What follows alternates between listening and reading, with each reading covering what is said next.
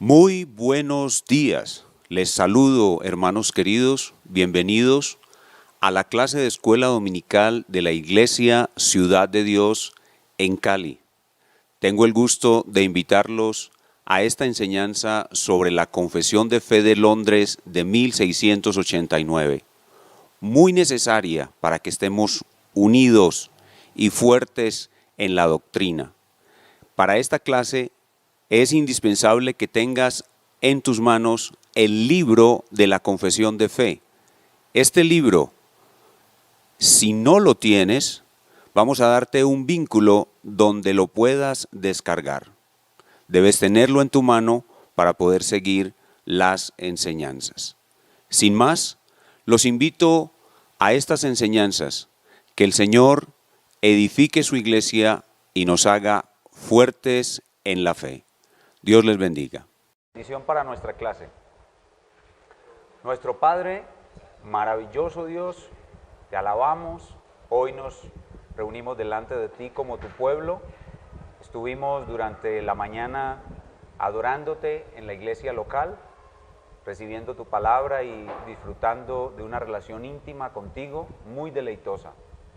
Y te damos muchísimas gracias porque ahora en la tarde de este día del Señor podemos continuar nuestra instrucción y nuestra preparación en el conocimiento de tu verdad.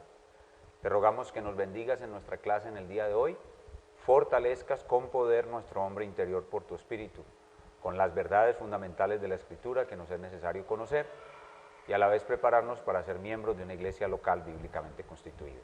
Ponemos nuestra clase, nuestras vidas en tus manos, en el nombre de nuestro gran Dios y Salvador, el Señor Jesucristo. Amén. Bueno, comencemos como siempre haciendo un repaso de cuáles son las principales doctrinas que hemos visto hasta ahora por medio de las imágenes que aparecen en la pantalla. La primera doctrina,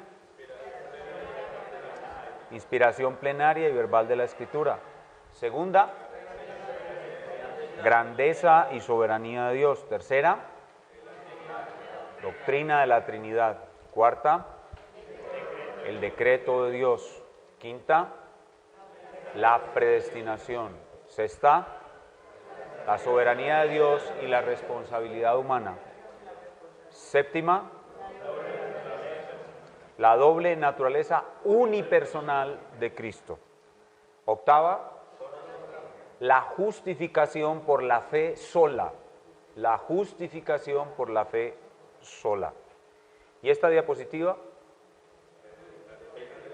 la doctrina de la gracia. La doctrina de la gracia, la palabra tulipán en inglés se dice tulip, y son 5 doctrinas claves que muestran de una manera resumida la doctrina bíblica de la salvación. Estas 5 doctrinas de la gracia o doctrinas claves nos muestran, 5 doctrinas básicas de la gracia nos muestran que Dios es soberano en la salvación y que Cristo es un poderoso Salvador, y son un resumen de la enseñanza bíblica sobre la doctrina de salvación.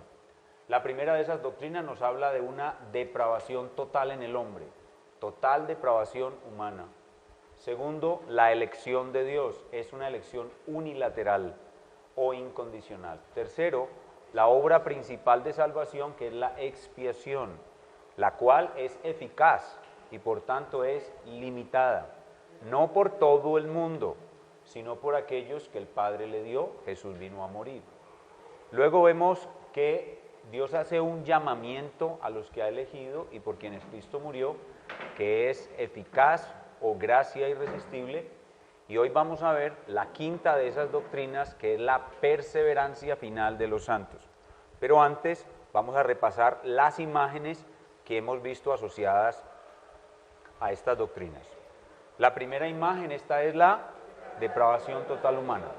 Pero cuando vimos la depravación total humana, vimos que existe en la historia de la humanidad un mito que se opone al conocimiento de la verdadera gracia de Dios, que es ¿cuál? El mito del libre albedrío, contra el cual grandes hombres de Dios de todas las épocas, como San Agustín, como Martín Lutero, a quien vemos en la diapositiva, se han opuesto, como Juan Calvino, como los grandes hombres de la historia de la Iglesia, han negado, se han opuesto, han enseñado en contra del mito del libre albedrío. Martín Lutero, por ejemplo, escribió este libro que se llama La esclavitud de la voluntad. Entonces, cuando vimos la doctrina de la depravación total, vimos este mito y vemos cómo la mayoría de las iglesias de nuestros días niegan la incapacidad humana, niegan la depravación total humana que enseña la Biblia claramente por causa de este mito, el mito del libre albedrío. La segunda de las doctrinas de la gracia, esta elección incondicional. La figurita es muy clara. Dios está seleccionando a algunos para salvación. Y esta, la expiación eficaz o expiación limitada. La muerte del Señor Jesucristo pudiera haber sido suficiente para salvar a todo el mundo, pero como ella es eficaz, solo es suficiente para salvar a los que el Padre le dio. Es tan poderosa, tan grande y tan perfecta que pudo haber salvado a todo el mundo, pero ella no fue diseñada ni ejecutada con ese propósito. Y la Biblia enseña claramente eso al mostrar que Cristo vino a morir por su pueblo, por su iglesia, por los que el Padre le dio. A pesar de que hay algunos versículos que parecieran mostrar que Cristo murió por todo el mundo, la enseñanza clara de la Biblia de que la muerte de Cristo es eficaz nos obliga a señalar que ella fue diseñada solo para salvar a muchas personas y no a todas. En esta imagen vimos la gracia irresistible o llamamiento eficaz. Lo que hemos estado estudiando hasta aquí hace parte de lo que se conoce como cadena de oro de la salvación y que se encuentra en Romanos capítulo 8 del 29 al 30.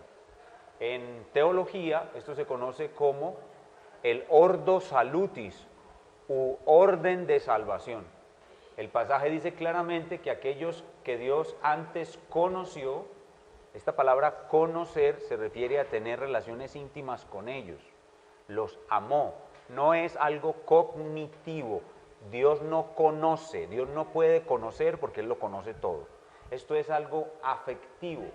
A los que antes conoció, los predestinó, y a esos que predestinó los llamó, y a esos que llamó los justificó, y a esos que justificó los glorificó. Y cuando cuando Dios termine de llevar a cabo todo este trabajo, que es su decreto eterno, cada hombre que Él escogió se convertirá exactamente en una réplica del Señor Jesucristo. De tal manera que es imposible que no se cumpla ninguno de los eslabones de esta cadena. Eso significa que cuando nosotros venimos al Señor Jesucristo y somos justificados, la justificación es ser declarados justos, no culpables, ser absueltos ante el tribunal de Dios. Cuando somos justificados, invariablemente llegaremos a ser santificados y glorificados. Romanos 5:1 dice, justificados pues por la fe, tenemos paz para con Dios por medio del Señor Jesucristo. Pero en Romanos 6 se presenta la doctrina bíblica de la santificación y se asegura que todo aquel que fue justificado será santificado y será glorificado. Es decir, que en el espacio que hay entre la justificación y la glorificación hay una perseverancia asegurada. Es decir, que Dios asegura que todo aquel que justificó será glorificado. Es decir, la obra que Él comenzó la perfeccionará, la llevará a cabo, la cumplirá. Es imposible que uno que fue justificado no llegue a ser glorificado. El proceso de santificación se llevará a cabo indefectiblemente. Y la persona por quien Cristo murió y justificó, invariablemente será glorificado. Así que en ese periodo entre la justificación y la glorificación hay una perseverancia asegurada. Dios asegura que todo aquel que Él justificó será glorificado. Y esa es la quinta de las doctrinas de la gracia, la perseverancia final de los santos. La perseverancia final de los santos. Los santos perseverarán en la fe hasta el final. no por ellos mismos, no por la obra que ellos mismos hagan, no por su propia fuerza, sino por Dios, que se comprometió en el pacto eterno de redención a llevar a cabo de manera perfecta la obra de glorificación. Desde antes de la fundación del mundo, Dios decidió que iba a crear millones de réplicas de su Hijo, y con esas réplicas de su Hijo iba a llenar toda la tierra. Así que es imposible que ese plan no se cumpla. Y esa es la doctrina bíblica de la perseverancia final de los santos. Perseverancia porque implica que los que hemos sido salvados y hemos recibido el don de la fe, nos mantendremos en ella hasta el final. La palabra final significa que hasta la muerte los que somos de Cristo seremos de Cristo. Es claro que algunos tienen sus periodos de decadencia, es claro que algunos retroceden, vacilan, que su fe falla, que tienen momentos muy malos, pero conforme a las promesas de Dios, todo el que falle, todo el que decaiga, será renovado en su arrepentimiento y será preservado hasta el final. No importa si ha caído, si ha resbalado, el que es de Cristo será renovado en su arrepentimiento y será llevado hasta el final. Así que no hay ninguna forma posible en que un hombre de Dios no vaya a ser santificado de manera y glorificado y perfeccionado de manera perfecta. Y esta es la enseñanza muy clara de las Sagradas Escrituras. Encontramos por toda la Biblia versículos muy claros que así lo enseñan. Vamos a revisar algunos de estos versículos. Comencemos con Jeremías 32, del 39 al 40.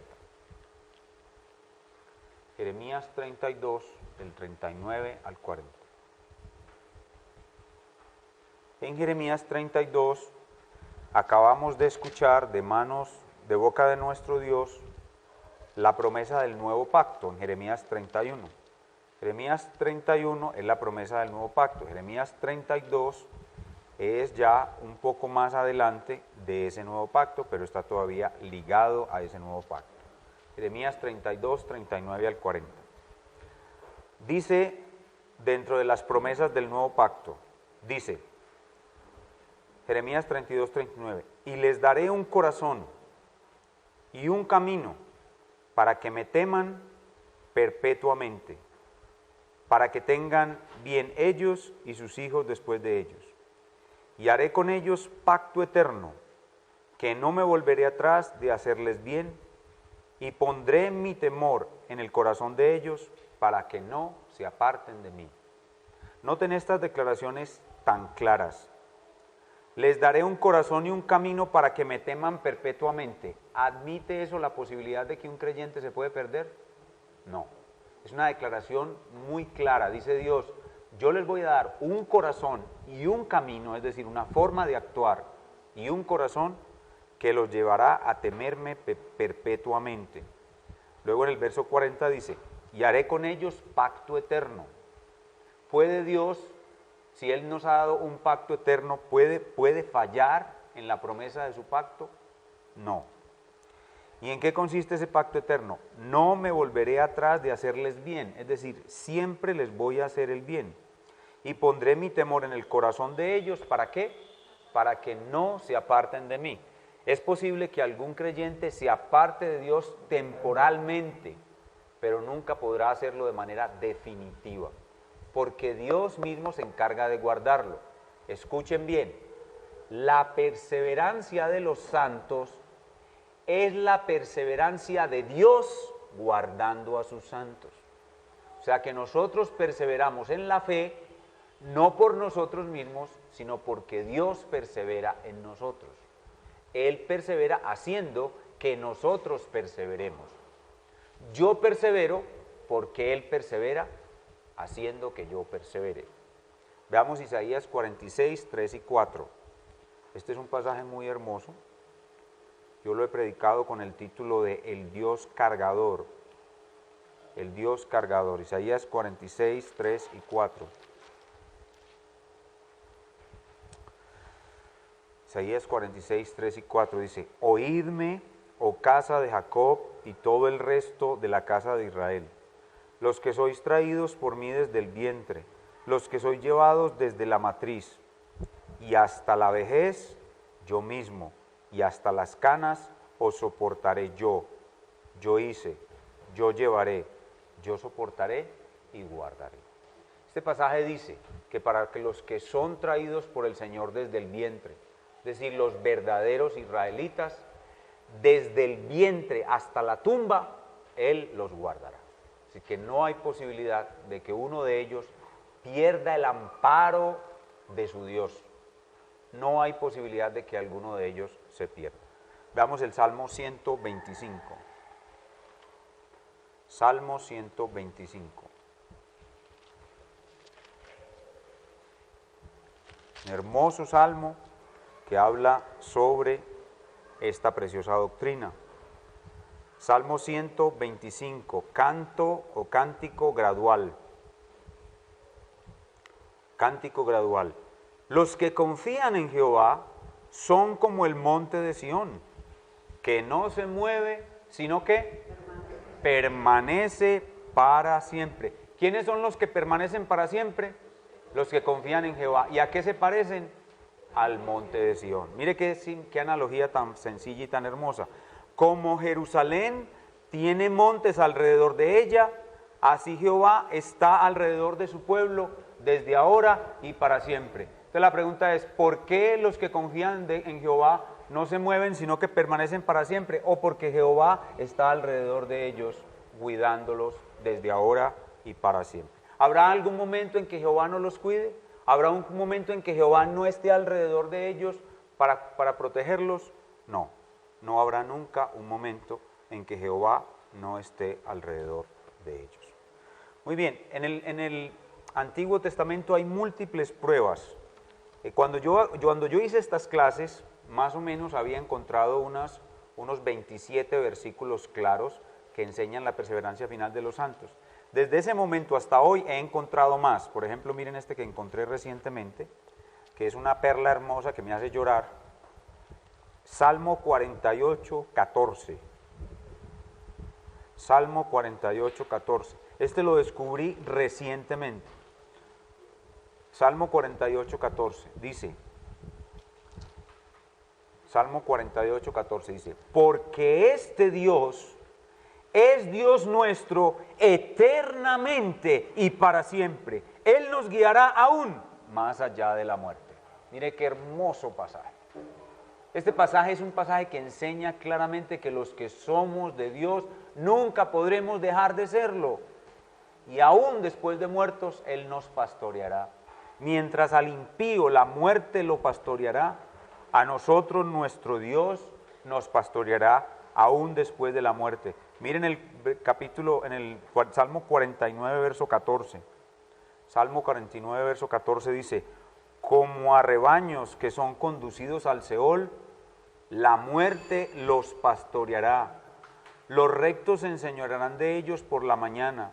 Se consumirá su buen parecer y el sepulcro será su morada. Pero Dios redimirá mi vida del poder del sepulcro, porque Él me tomará consigo. ¿Ven eso? Eso es poder de Dios. Y esa es la doctrina de la perseverancia final de los santos. Mi Dios me tomará consigo. Él me redimirá del poder de la muerte, pero al impío la muerte lo pastoreará. Ahora veamos en el Nuevo Testamento, donde esta doctrina está igual de clara e igual de hermosa. Juan capítulo 5. Juan capítulo 5, versículo 24. Juan 5, 24.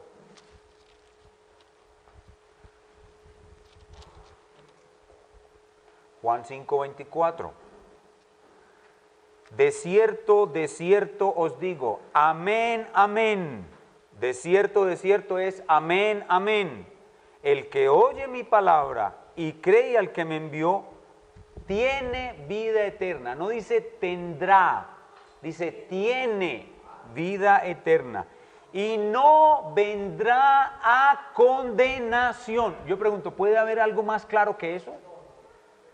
no vendrá a condenación, mas ha pasado de muerte a vida. Veamos Juan capítulo 6, 37 al 39. Juan 6, 37 al 39.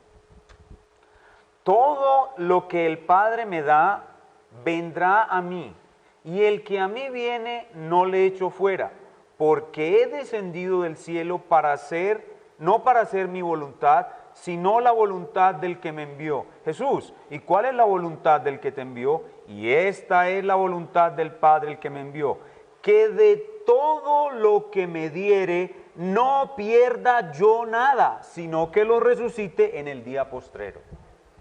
¿Puede haber algo más claro que eso? ¿Cuál es la voluntad del Padre en el consejo eterno de redención? Que el Hijo venga a morir y a redimir eficazmente a todos los que el Padre le dio. Por esa sencilla razón, ninguno de ellos se puede perder. Porque todos fueron redimidos eficazmente por Cristo. Por eso nosotros insistimos, hermanos, la expiación es eficaz. Es eficaz. Cristo vino a salvar, no a dar la posibilidad de que el hombre mismo se salve por su libre albedrío. A salvar y punto. Yo era una criatura completamente muerta e inerte, incapaz de salvarme por mí mismo. Dios me tuvo misericordia desde la eternidad y envió a su Hijo para que me tomara a Él, me transformara a Él y me rescatara a Él. Como la obra es hecha por Él, no puede fallar. Así de sencillo. Juan capítulo 10, versículo 27 al 29. Juan 10, 27 y 29. Esto no gusta mucho porque esto humilla demasiado al hombre. Y el hombre no se quiere verse humillado a la categoría de nada. Juan 10, 27. Mis ovejas oyen mi voz, y yo las conozco y me siguen. Y noten a Jesús como habla de sí mismo. Yo, dice Jesús, yo les doy vida eterna. Ellas no me están pidiendo la vida eterna.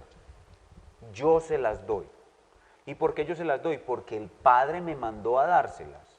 El Padre las amó, las escogió y me dijo, ve y dales vida eterna. Yo les doy vida eterna. Y cuando yo les doy vida eterna, esa vida que yo les doy es eterna. No puede morir, no puede marchitarse, no puede perderse, porque es eterna. Yo doy vida eterna, dice, y no perecerán jamás. De nuevo dice claramente que los que somos de Jesucristo no pereceremos jamás. Ni nadie las arrebatará de mi mano. Recuerden que este es un lenguaje pastoril. ¿Qué pasaba con una oveja? Que el lobo o el oso las podía arrebatar de la mano del pastor. Pero ¿qué pasa con Jesús? Que Jesús es el buen pastor. ¿Qué significa que Él sea el buen pastor?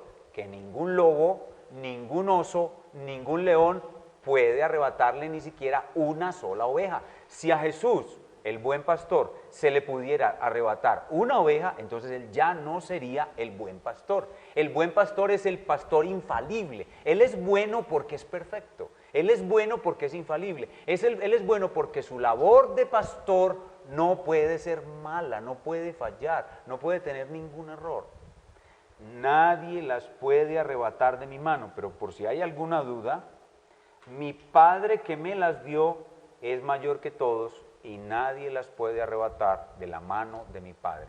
Eso es perseverancia final, eso es seguridad de la salvación, eso es la doctrina de la perseverancia de los santos. Romanos capítulo 5, verso 1. Romanos 5, 1. Dice Romanos 5, 1. Justificados, es decir, no culpables, absueltos, justificados pues por la fe, tenemos paz para con Dios. No dice que tendremos, tenemos ya paz para con Dios por medio de nuestro Señor Jesucristo. Versículo 8. Mas Dios muestra su amor para con nosotros, en que siendo aún pecadores, Cristo murió por nosotros. Pues mucho más, estando ya justificados en su sangre, por él seremos salvos de la ira. Porque si siendo enemigos fuimos reconciliados con Dios por la muerte de su Hijo, mucho más, estando reconciliados, seremos salvos por su vida. La justificación nos asegura la no condenación. ¿Por qué es que nosotros no vamos a ser condenados? O porque Cristo ya fue condenado en nuestro lugar. Romanos 8:1. Ahora pues, ninguna condenación hay para los que están unidos a Cristo Jesús. La palabra en Cristo significa unidos a Cristo Jesús. ¿Cuál posible condenación hay para los que están unidos a Cristo Jesús? Ninguna. ¿Alguien las puede arrebatar de su mano? No. ¿Alguna de ellas se puede perder? No. La Biblia lo dice una y otra vez, no, no, ninguno, ninguno, de manera clara. Hermano, usted no tiene que tener un doctorado en griego para entender esto. En su simple versión de la Biblia en español, la Biblia enseña claramente que los que han sido elegidos por Dios, aquellos por quienes Cristo murió y a los cuales llamó eficazmente, ninguno de ellos se perderá. Todos perseveraremos hasta el final. No depende de nosotros, es Dios quien nos da la gracia para perseverar día a día. Romanos 8:35. Romanos 8:35. ¿Quién nos separará del amor de Cristo? ¿Tribulación o angustia? ¿O persecución o hambre? ¿O desnudez o peligro o espada? Como está escrito, por causa de ti somos muertos todo el tiempo, somos contados como ovejas de matadero. Antes, en todas estas cosas somos más que vencedores por medio de aquel que nos amó. Por lo cual estoy seguro de que ni la muerte, ni la vida, ni ángeles, ni principados, ni potestades, ni lo presente, ni lo porvenir, ni lo alto, ni lo profundo, y por si se me olvidó alguna cosa, ni ninguna otra cosa creada, nos podrá separar del amor de Dios, que es en Cristo Jesús, Señor nuestro. ¿Qué nos podrá separar del amor de Dios, que es en Cristo Jesús? Nada, cero, nada, nada nos podrá separar. Romanos capítulo 10, versículo 11. Romanos 10, 11. Pues la Escritura dice, todo aquel que en él creyere, no será avergonzado. ¿Eso qué significa? De que yo hoy creo que cuando me presente al juicio de Dios por causa de la muerte de Jesucristo, no seré condenado. Cuando me presente ante el juicio de Dios, mi creencia no será avergonzada. Mi creencia será justificada y vindicada delante de los cielos, y de los cielos se dirá, este hombre creyó firmemente y su fe no fue en vano. Helo aquí, no condenado es, entra en el reino de su Padre. Todo aquel que en él creyere no será avergonzado.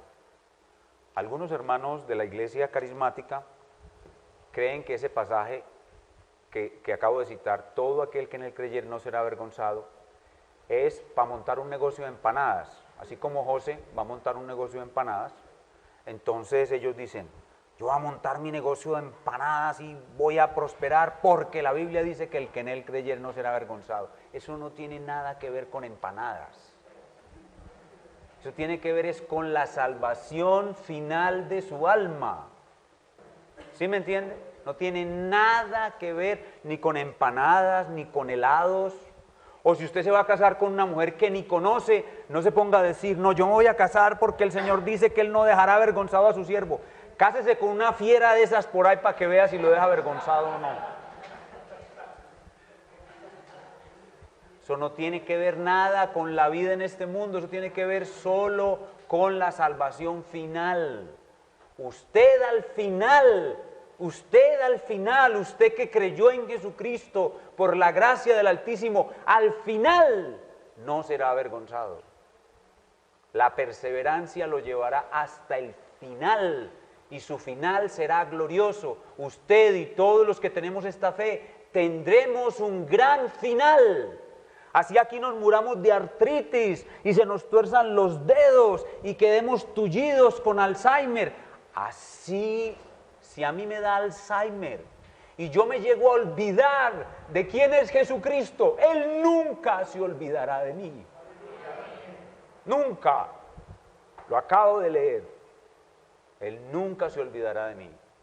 Así yo me olvide de Él, así mis neuronas, mi cerebro se queme por el Alzheimer, así mi cerebro se pudra y a mí me preguntan quién es Cristo y yo no sepa decir quién es. Así yo me olvide de Él, Él nunca se va a olvidar de mí.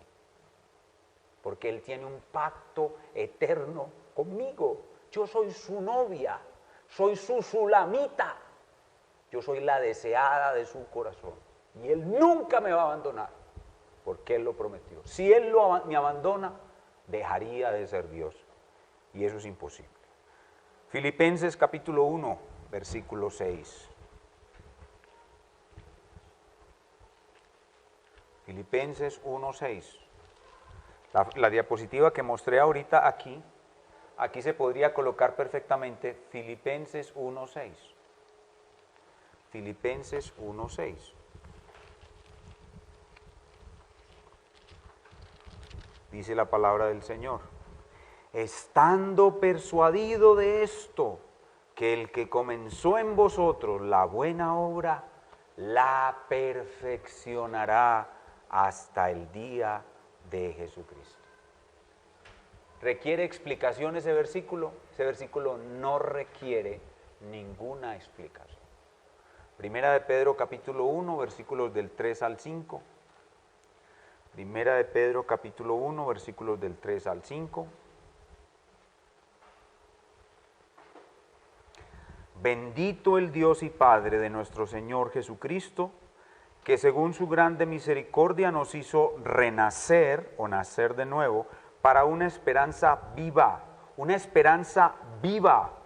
por la resurrección de Jesucristo de los muertos, para una herencia incorruptible, incontaminada e inmarcesible, reservada en los cielos para vosotros, que sois guardados por el poder de Dios mediante la fe, para alcanzar la salvación que está preparada para ser manifestada en el tiempo postrero. Observen con detalle este pasaje. ¿Por qué causa el Señor nos hizo renacer? O sea, nacer de nuevo. ¿Fue por algo que vio bueno en nosotros? No. Fue según el pasaje, por su grande misericordia. Pero ¿qué fue lo que Él nos dio cuando nos hizo renacer? Primero, una esperanza viva. Pregunta, ¿puede morir nuestra esperanza? No. Nuestra esperanza es viva hasta que se cumpla. Es decir, hasta que la esperanza se convierta en realidad. Y esa esperanza viva fue acompañada de una herencia incorruptible. Una herencia es algo que Dios me regaló a mí. Dios me lo regaló. Yo no hice nada. Uno no hace nada para recibir una herencia. Uno lo único que tiene que hacer para recibir una herencia es ser hijo de su papá. Uno no tiene que esforzarse haciendo mucho para recibir la herencia. La herencia es un regalo. Pero esta herencia es incorruptible. ¿Qué es algo incorruptible? Que no se puede podrir, que no se puede dañar, que no se puede perder. Algo incorruptible es algo que permanece para siempre. Pero esa herencia no solamente es incorruptible y permanece para siempre, sino ¿por qué lo es? Porque es incontaminada. Incontaminada significa que es pura, que viene de las manos de Dios y por eso es que no se puede corromper. Algo que no tenga bacterias, hablando de la vida en este mundo, es algo que no se pudre. Algo que no tenga bacterias es algo que no se puede podrir. Pero no solamente es incontaminada, sino que es inmarcesible. ¿Qué significa? Inmarcesible, que no se marchita, que no se reseca. Esa es la herencia. Y esa herencia está reservada en los cielos para nosotros, es decir, nos está esperando, es una reserva.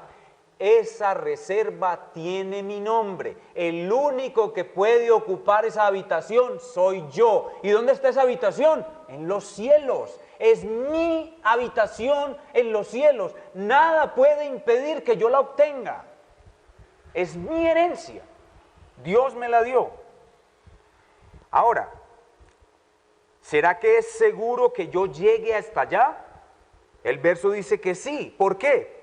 Porque yo soy guardado por el poder de Dios. ¿Qué es lo que me guarda a mí día tras día para que yo no decaiga en mi fe? ¿Qué es lo que me guarda? El poder de Dios. Yo soy lo que soy porque el poder de Dios me guarda todos los días.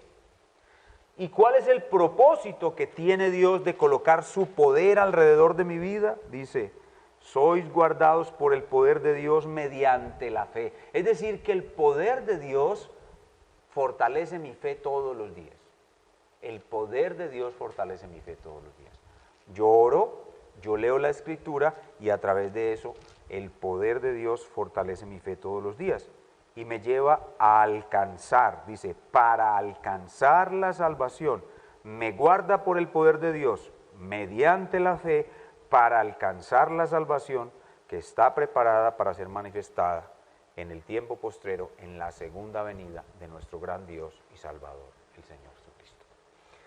Aquí hemos visto 1, 2, 3, 4 con el que vimos en el Salmo 48, 5, 6, 7, 8, 9, 10, 11, 12, 13, 14 y muchos más. Yo he contado más o menos unos 27, 29, 30 pasajes iguales a estos que son muy claros. Aquí hay algo muy importante y es esta palabra, la palabra claros.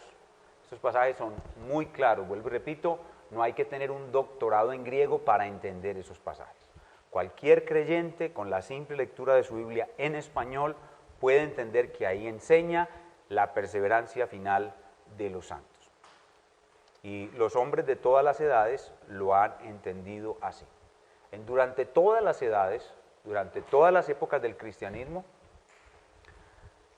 muchos hermanos han entendido esto, excepto los hermanos que están enredados en el mito del libre albedrío. Los hermanos que están enredados en el mito del libre albedrío, digamos que esta gran masa de pasajes no es suficiente para convencerlos de que el mito del libre albedrío es una mentira. Lo que la Iglesia ha creído durante muchos siglos es que la muerte de Cristo fue una expiación perfecta que aseguró la perseverancia de todos aquellos por quienes Cristo murió. La muerte de Jesucristo asegura la perseverancia de aquellos por quienes Cristo murió. Pero no solamente hablamos de versículos claros, sino que también hablamos de que en el resto de las Escrituras la salvación se muestra como un plan y esa salvación se define a partir de la articulación de múltiples doctrinas que arman el plan y conducen a un mismo punto. Hay una cantidad muy grande de doctrinas que sirven de apoyo para reafirmar la idea de que la salvación es segura. Una de esas doctrinas es la doctrina del decreto de Dios inmutable. Si todo lo que existe, lo que sucede, es porque Dios lo ha decretado, entonces los decretos de Dios tienen que cumplirse. El decreto de Dios inmutable favorece la doctrina de la perseverancia final de los santos. Otra doctrina de apoyo es la doctrina de la intercesión de Jesucristo.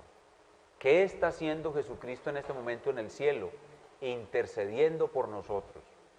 ¿Habrá algo que el Padre no le dé a su Hijo cuando Él actúa como mediador intercesor? Todo lo que Él pida, el Padre se lo dará. Y Él está en este momento mediando e intercediendo por ti y por mí, como enseña Hebreos 7:23. Así que la doctrina de la intercesión de Cristo en favor de los suyos es una doctrina de apoyo que fortalece la doctrina de la perseverancia final de los santos. Pero también está la gloriosa doctrina de nuestra unión con Cristo. La Biblia enseña claramente que nosotros fuimos unidos a Cristo desde la eternidad. La Biblia enseña claramente que nosotros morimos con Cristo en la cruz. La Biblia enseña claramente que cuando soy convertido, soy consciente de que estoy unido a Cristo. Y la Biblia enseña claramente de que cuando me muera, continuaré unido a Cristo eternamente. Así que la doctrina de la unión con Cristo fortalece, es una doctrina de apoyo que fortalece la perseverancia final. Pero también la doctrina del Espíritu Santo, cuando Dios muestra en su palabra que el Espíritu Santo vino a habitar en nosotros y que nosotros somos su morada y que el Espíritu Santo es nuestro sello. Nosotros hemos sido sellados, Efesios 1:14. Nosotros hemos sido sellados por el Espíritu Santo. El Espíritu Santo es nuestro sello, las arras de que la boda se realizará. Recuerden, en las bodas hebreas, en las bodas judías, los padres de familia acordaban el matrimonio, se pagaba una dote por la novia y cuando pagaban la dote por la novia, a la novia le daban unas monedas y la novia guardaba esas monedas. Esas monedas eran el sello de garantía de que aquel que pagó por ella va a venir a casarse con ella. El Espíritu Santo es las arras, o sea, el Espíritu Santo es el sello de garantía que el que pagó por la novia va a venir a casarse con ella. El Espíritu Santo es las arras y es el sello de nuestra redención, así que tiene que dejar de ser el Espíritu Santo para que esta promesa se incumpla. Por eso las bodas son algo tan importante y tan hermoso, porque son el gran símbolo de nuestra redención. Pero también la palabra de Dios enseña que nosotros hemos sido salvados y que se nos ha dado una simiente incorruptible. Es decir, en nosotros se colocó una simiente de vida que no puede corromperse. La doctrina de la simiente incorruptible es una doctrina de apoyo para la perseverancia final y seguridad de salvación. Y una última doctrina es la naturaleza del pacto de gracia. Es decir, que Dios ha dado en su pacto eterno de redención algo que realmente se cumplirá porque es su palabra y su promesa en un pacto. ¿Qué es un pacto? Un pacto es una promesa a la cual Dios añadió su juramento. No era necesario que Dios jurara.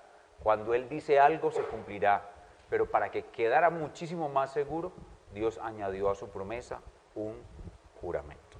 Y todo esto que acabo de mencionar aquí está descrito en el párrafo número 2, capítulo 17 de la Confesión Bautista de Londres de 1689, que es nuestra confesión de fe.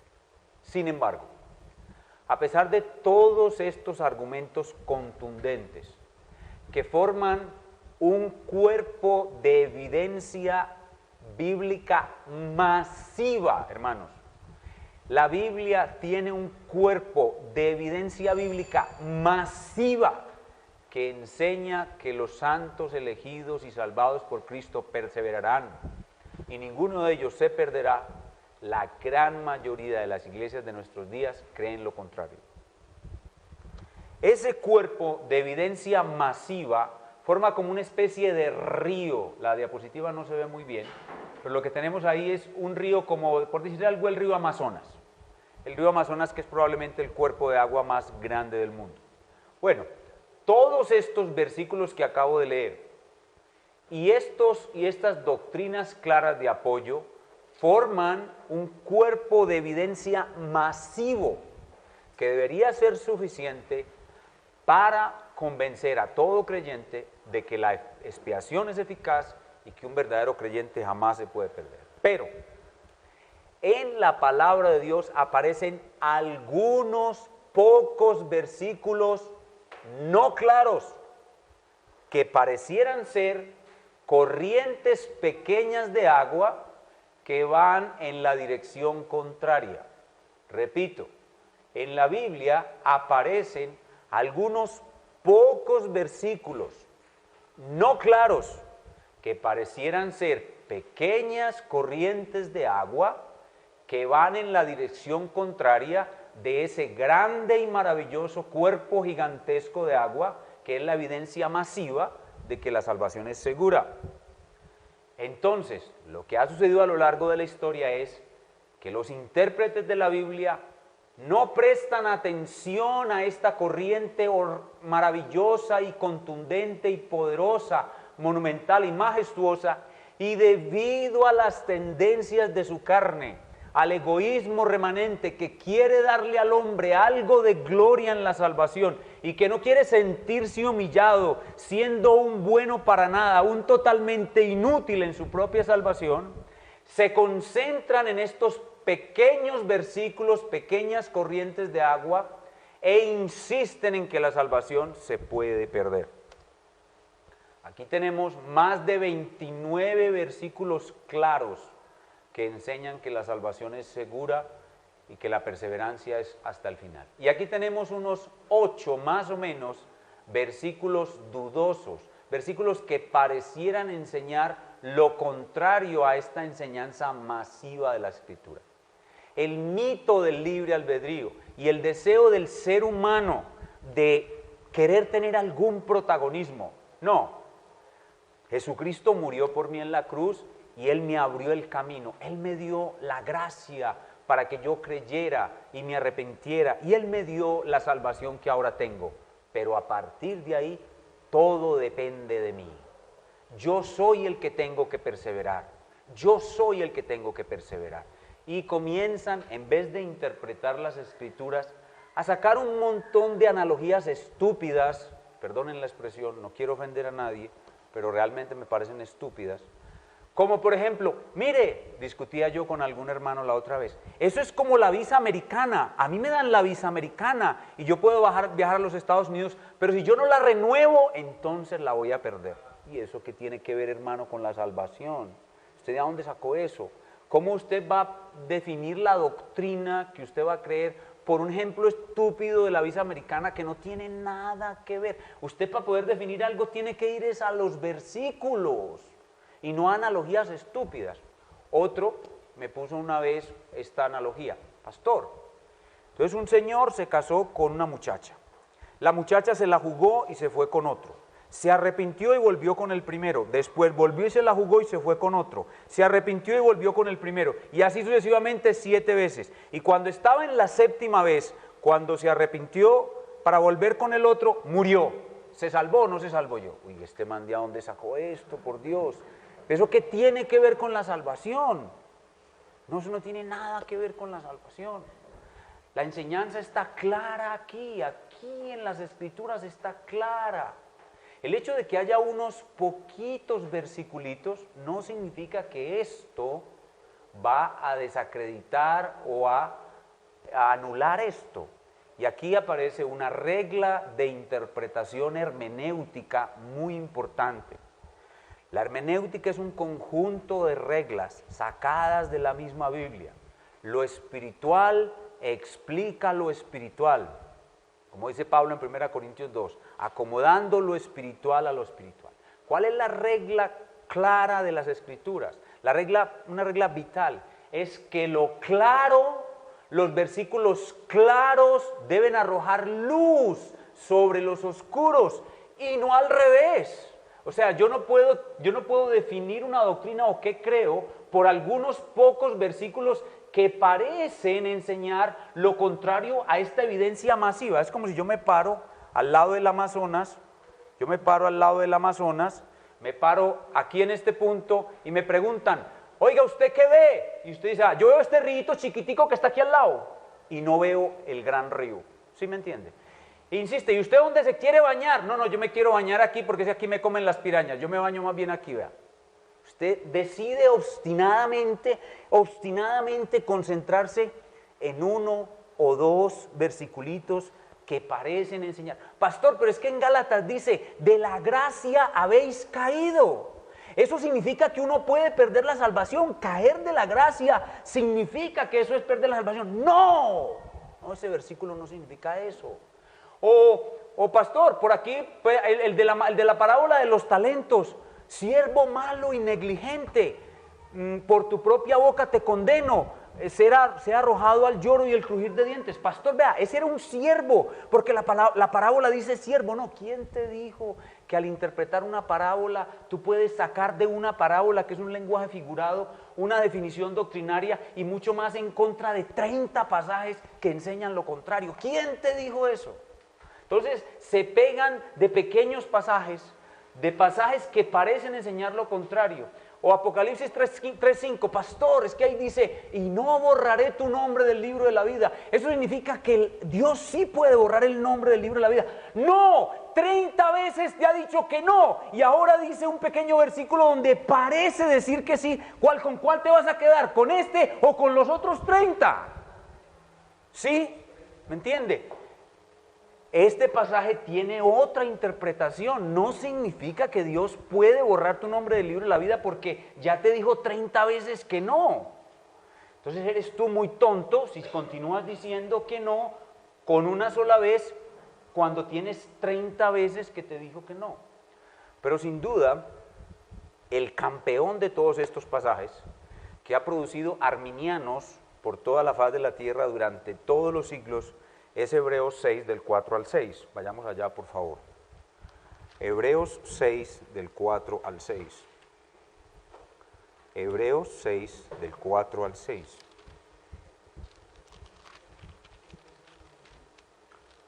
Este es el campeón de todos los versículos dudosos que hace que la mayoría de los hermanos se confundan y entren a enrolar o a engrosar las filas del arminianismo. Hebreos 6 del 4 al 6 dice, porque es imposible que los que una vez fueron iluminados y gustaron del don celestial y fueron hechos partícipes del Espíritu Santo y asimismo gustaron de la buena palabra de Dios y de los poderes del siglo venidero y recayeron, sean otra vez renovados para arrepentimiento, crucificando de nuevo para sí mismos al Hijo de Dios y exponiéndolo al vituperio. La lectura superficial y mal ubicada de este pasaje parece enseñar que un verdadero creyente puede perder la salvación. ¿Por qué? Porque aquí se habla de personas que fueron iluminados, gustaron el don celestial, fueron hechos partícipes del Espíritu Santo, gustaron la palabra venidera y los poderes del siglo venidero, 5 cosas, y recayeron. La palabra recayeron significa apostatar. Apostatar significa volverse atrás y abandonar por completo el camino de la fe en Cristo. Entonces, las personas que leen este pasaje en Hebreos, ellos creen entender que esas 5 cosas son exclusivas de un verdadero creyente, 1, y 2, que el autor de Hebreos cree que la salvación se puede perder, lo cual es completamente falso. Si usted lee con cuidado el libro de los Hebreos, usted se va a dar cuenta de que el autor de Hebreos jamás cree que la salvación se puede perder. Mire, por ejemplo, en ese mismo capítulo, en ese mismo versículo, veamos primero uno antes. Veamos primero en el 5:9. 5:9. Hablando de Cristo dice, 5:9 de Hebreos.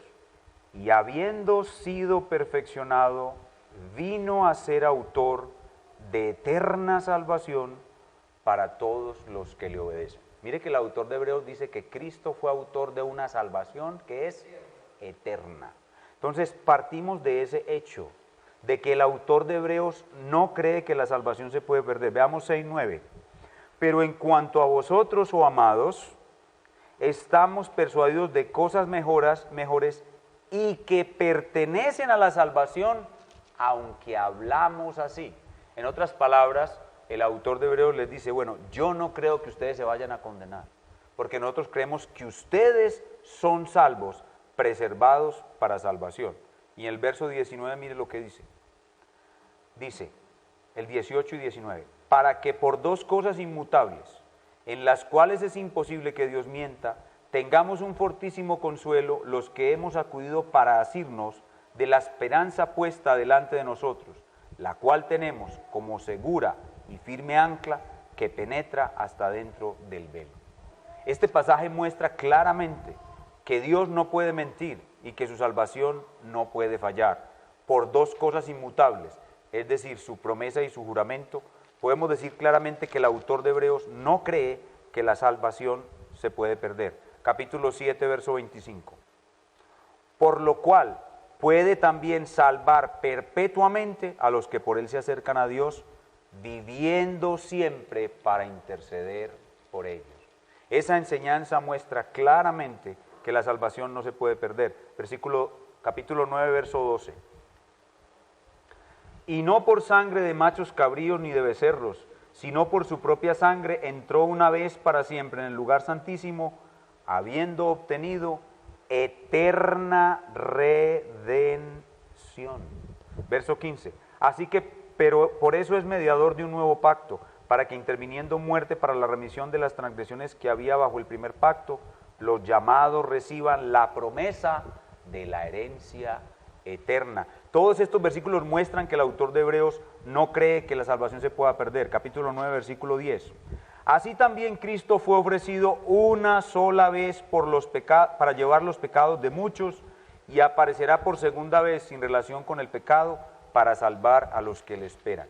Así pues que el autor de Hebreos definitiva y contundentemente no puede creer o no cree que la salvación se puede perder. Capítulo 13, versículo 20 y 21. El anterior es capítulo 9, versículo 28. 9, 28. Estoy saltando algunos, tengo más, pero estoy saltando algunos. Capítulo 13, versículos 20 y 21. Al final, y el Dios de paz, que resucitó de los muertos a nuestro Señor Jesucristo, el gran pastor de las ovejas por la sangre del pacto eterno, os haga aptos en toda buena obra para que hagáis su voluntad, haciendo Él en vosotros lo que es agradable delante de Él por Jesucristo, al cual sea la gloria por los siglos de los siglos. Amén. Haciendo Él en vosotros. ¿Quién es el que hace que yo crea? Él. ¿Quién es el que hace que yo persevere? Él. ¿Quién es el que hace que yo sea un buen cristiano? Él. Él hace mis buenas obras en mí.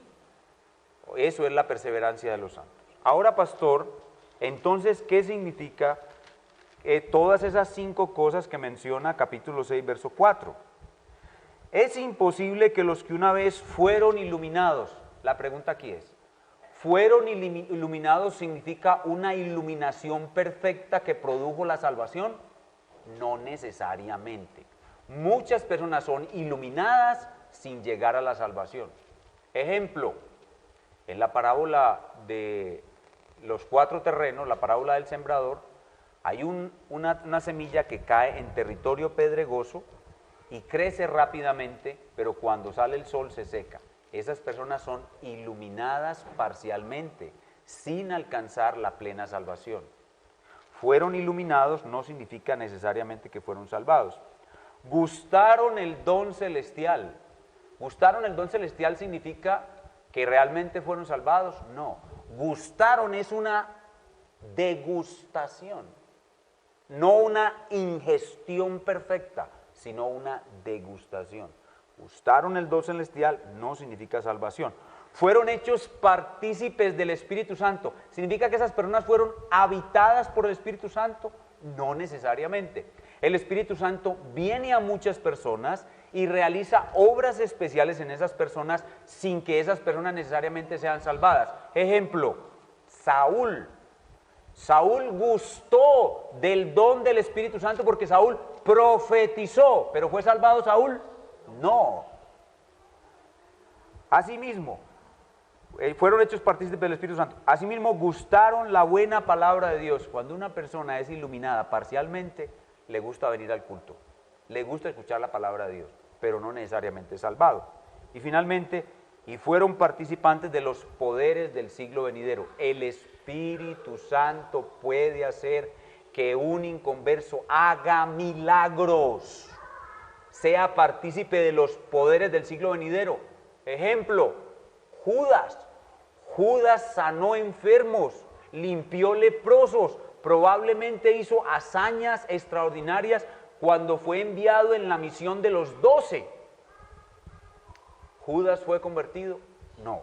De hecho, cuando el Señor Jesucristo regrese por segunda vez, la forma como Él va a echar afuera a los que no son suyos será diciéndoles: aléjense de mí, Y ellos le dirán, Señor, pero si en tu nombre echamos fuera demonios, hicimos milagros, en tu nombre profetizamos. Y Él les dirá, aléjense de mí, yo no tuve con ustedes nunca una relación íntima, yo nunca los conocí. Eso es lo que significa conocí, tener una relación íntima. Yo nunca tuve una relación íntima con ustedes, yo nunca fui realmente su Salvador. O sea que este pasaje, Hebreos 6 del 4 al 6, en el contexto de la carta a los Hebreos y en el contexto del resto de la enseñanza de la Escritura, no enseña jamás que la salvación se puede perder. Sin embargo, este pasaje es el que más arminianos origina todos los días sobre la faz de la tierra. Ya sabemos que esa no es la enseñanza de la Escritura. Y ahora, si por un solo pasaje usted va a callar 30 voces que le dicen lo contrario, allá usted, allá usted. Yo me hago de este lado, yo me hago del lado del ganador. Los santos de todas las épocas han reconocido esta doctrina que hoy es rechazada por las mayorías, la doctrina de la perseverancia final de los santos, y para muestra esta declaración de la Confesión Bautista de Londres de 1689. Dice así: aquellos a quienes Dios ha aceptado en el amado y ha llamado eficazmente y santificado por su Espíritu, y a quienes ha dado la preciosa fe de sus escogidos, no pueden caer ni total ni definitivamente del estado de gracia, sino que ciertamente perseverarán en él hasta el fin y serán salvos por toda la eternidad, puesto que los dones y el llamamiento de Dios son irrevocables, por lo que Él continúa engendrando y nutriendo en ellos la fe, el arrepentimiento, el amor, el gozo, la esperanza y todas las virtudes del Espíritu para inmortalidad. Y aunque surjan y les azoten muchas tormentas e inundaciones, nunca podrán arrancarles del fundamento y la roca a que por la fe están aferrados, a pesar de que por medio de la incredulidad y las tentaciones de Satanás, la visión perceptible de la luz y el amor de Dios pueda ensombrecérseles y oscurecérseles por un tiempo. Él, sin embargo, sigue siendo el mismo, y ellos serán guardados sin ninguna duda por el poder de Dios para salvación, en la que gozarán de su posición adquirida al estar ellos esculpidos en las palmas de sus manos y sus nombres escritos en el libro de la vida desde toda la eternidad. Y todo el pueblo contesta, amén. Esto no lo estamos diciendo de ahora, esto fue escrito en 1689 por los nobles puritanos, nuestros antecesores en la fe. De todas maneras vienen las discusiones, pastor, ¿cómo explicar pasajes como Hebreos 6 del 4 al 6 o segunda de Pedro 2:1, que es otro pasaje difícil, que no tengo ahora tiempo de explicarlo? Ya hemos visto que esos pasajes tienen otra forma de ser entendidos. Que un pasaje no puede contradecir una masa de pasajes que enseña lo contrario. Pastor, pero si le decimos al pueblo de Dios que la salvación no se puede perder, entonces se van a dedicar al pecado. Falso de toda falsedad, por una sencilla razón. Porque la justificación y la santificación son dos gracias gemelas. Donde está la una, siempre está la otra. Si usted ha sido justificado, ha sido santificado. Y el hecho de que usted sea santificado significa que usted va a vivir en pos de la santidad. Si a usted le dicen que la salvación no se puede perder y usted dice, wow, vamos a entrarle duro al pecado, entonces usted no es salvo. Así de sencillo. Porque usted, si es salvo, aborrece el pecado. Lo aborrece. Puede caer, puede tener resbalones, pero igual usted aborrece eso. Entonces, los que entran en esa clase de libertinaje no son verdaderos creyentes. Y ocultarle al pueblo de Dios la verdad, por miedo de que el pueblo de Dios se aleje, se vaya hacia el pecado, realmente eso es engañar al pueblo de Dios. Al pueblo de Dios hay que decirle la verdad de Dios. Y si algunos de ellos se van para el libertinaje es porque no son verdaderos creyentes. Pastor, algunos pasajes parecen indicar que la perseverancia es algo que el hombre hace. Por ejemplo, Mateo 24:13 dice, mas el que persevere hasta el fin, ese será salvo. ¿No está enseñando ese pasaje que el que persevero soy yo? La respuesta es sí. Ese pasaje está enseñando que el que persevera es usted. Pero ¿de dónde le vienen las fuerzas para perseverar? Le vienen de Dios. La perseverancia de los santos tiene dos caras. La perseverancia de Dios y la perseverancia del hombre. ¿Por qué el hombre persevera? Porque Dios persevera guardándolo. Las dos cosas son verdad. Yo persevero. Yo estoy haciendo un esfuerzo por perseverar. Pero ¿de dónde me viene la fuerza para perseverar? Me viene de mi Dios, que me da la gracia para perseverar. Y por eso cuando yo llegue al final de mi carrera, no voy a decir, gracias Señor, porque tú me ayudaste y yo perseveré. No, voy a decir, soli deo gloria, solo a Dios la gloria. Si yo estoy aquí es por ti, no por mí. Porque lo que yo hago por perseverar, Él me lo da. Es su gracia llevándome a perseverar. Así que sí, hay pasajes donde muestra que el hombre persevera, porque Dios le manda al hombre perseverar. Dios te manda y te dice, persevera, esfuérzate. Y cuando tú lo haces, te esfuerzas y perseveras, resulta que ese esfuerzo que hiciste te lo dio Él. Él te dio la fuerza para perseverar. Entonces no hay ningún lugar para la gloria del hombre. ¿Qué decir de los que parecían ser creyentes y se regresaron al mundo? ¿No es esa una clara evidencia de que ellos perdieron su salvación?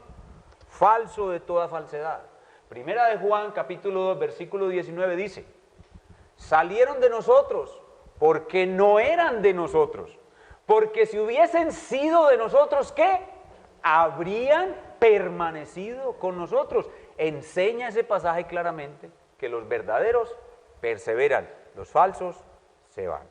Así que no hay alguien que pueda perder la salvación. Solamente son personas que nunca tuvieron la salvación y parecían tenerla, como enseñamos en Hebreos 6 del 4 al 6. Las personas de Hebreos 6 del 4 al 6 son lo que podemos llamar falsos positivos, no eran verdaderos cristianos. Pastor, ¿por qué en general el pueblo de Dios se resiste a creer esta doctrina? La respuesta ya la hemos dicho, por el mito del libre albedrío. Pero cuando creemos esta doctrina y mostramos que somos salvos por Cristo y que perseveramos por Cristo y que estaremos perseverando hasta el final por Cristo, Cristo es presentado como debe ser presentado, como un poderoso Salvador. Él es mi Salvador desde el principio hasta el final de mi vida. No hay ningún mérito en mí, todo se lo debo a Él. Todo lo que soy, he sido y seré, se lo debo a Él. Es gracias a Él que Él es un poderoso Salvador que hace de alguien tan malo y tan inútil como yo, un hombre que puede llegar a perseverar hasta el fin en sus caminos. ¿Cuál es la actitud de los cristianos hacia las 5 doctrinas de la gracia? Hoy terminamos las 5 doctrinas de la gracia. El próximo domingo vamos a ver otra doctrina. Ya hoy terminamos la sección de soteriología, la sección de doctrina de salvación. Muchos no habían escuchado esto, lo están escuchando por primera vez. ¿Cuál es la actitud de muchos cristianos frente a estas doctrinas de la gracia, que repito, no son nuevas en la historia del cristianismo? Muchos jamás las han escuchado, las están escuchando por primera vez. Quiera Dios usar en la internet estos videos, como está haciendo en todo el mundo, que hay hermanos en Cristo de iglesias arminianas, del libre albedrío, que no han escuchado esto jamás. Quiera Dios que Dios use este video para traer a muchos a escucharlas. Una vez las han escuchado por primera vez, muchos las escuchan y las reconocen como el verdadero evangelio y las abrazan. Muchos hacen el gran descubrimiento de su vida, pasan del arminianismo a la reforma, que es lo que está sucediendo hoy en día en el mundo, una nueva reforma. La gente está descubriendo el verdadero evangelio de la gracia de Dios. Pero hay muchos que las escuchan e inmediatamente las consideran una herejía. ¿Por qué? Porque han estado 20, 30 años escuchando la postura arminiana solamente. Nunca han escuchado esto. Entonces, inmediatamente las consideran una herejía y comienzan a atacar a los que las predicamos, acusándonos de ser hipercalvinistas. Ya hemos dicho que Juan Calvino fue un hombre que enseñó estas cosas en su tiempo de una manera muy notable. Estos hermanos que escuchan estas cosas y sobre todo se dan cuenta de que algunos miembros de su iglesia se están yendo de la iglesia por causa de esto, de un momento a otro a ellos no les interesaba para nada en su vida lo que enseñó Juan Calvino. Y de un momento a otro, cuando ven que la gente se está yendo de su iglesia porque reconocen que este es el verdadero evangelio, de un momento a otro son expertos en la vida de Juan Calvino y nos acusan a nosotros, los que predicamos, de ser hipercalvinistas sin tener ellos ni idea de qué es ser hipercalvinista, con el único propósito de estorbar la obra del Espíritu Santo que está enseñando al pueblo de Dios el verdadero evangelio de la gracia de Dios, que es este. Así que yo invito a esas personas a que en vez de entrar de una a atacar lo que ellos consideran una herejía, se serenen y acepten la posibilidad de que durante años usted ha podido estar equivocado. Así como los fariseos no quisieron reconocer que durante años nunca estuvieron siguiendo la verdad bíblica y por eso mataron a Jesús. Es posible que usted durante años haya estado siguiendo a Cristo. Yo no niego que usted sea un verdadero cristiano, pero usted puede estar siguiendo a Cristo con un evangelio desfigurado, que no es el evangelio de la gracia de Dios. Y las doctrinas de la gracia lo pueden ayudar a conocer ese verdadero evangelio. Así que no empiece a atacar a diestra y siniestra diciendo que nosotros somos hipercalvinistas sin usted haber jamás leído lo que enseñó Juan Calvino. ¿Cómo se atreve usted a decirme a mí que soy hipercalvinista? ¿Leyó usted ya los libros de la institución de la religión cristiana de Calvino para decir qué fue lo que enseñó Calvino y si soy yo o no hipercalvinista? Eso es un ataque bajo, es un ataque vil a algo que usted simplemente rechaza porque no conoce y porque no quiere aceptar la posibilidad que durante 20 o 30 años usted pueda estar equivocado. Pero ahora Dios está tocando a su puerta. He aquí yo estoy a la puerta y llamo. Si alguno oye mi voz y abre la puerta, estoy hablándole a creyentes, ese pasaje se aplica a creyentes, entraré a él y cenaré con él y él conmigo. Hay muchos otros que escuchan las 5 doctrinas de la gracia y solo aceptan 4. ¿Saben cuál rechazan? La expiación limitada. No pueden aceptar que la Biblia enseña que Cristo murió por muchos y no por todos. Entonces se convierten en calvinistas de 4 puntos. Eso es mejor que nada, del ahogado el sombrero. Y muchos dicen no ser ni calvinistas ni arminianos.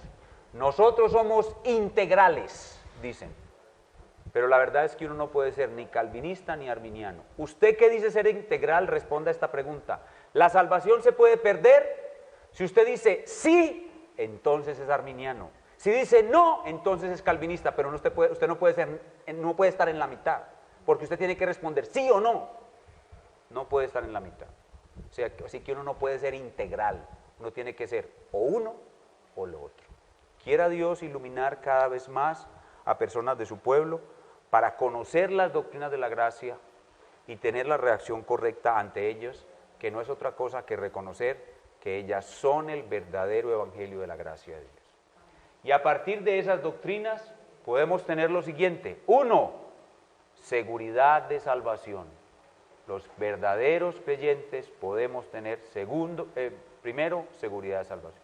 Segundo, debemos llegar a ser humildes, porque todo en el evangelio es por gracia desde el principio hasta el fin.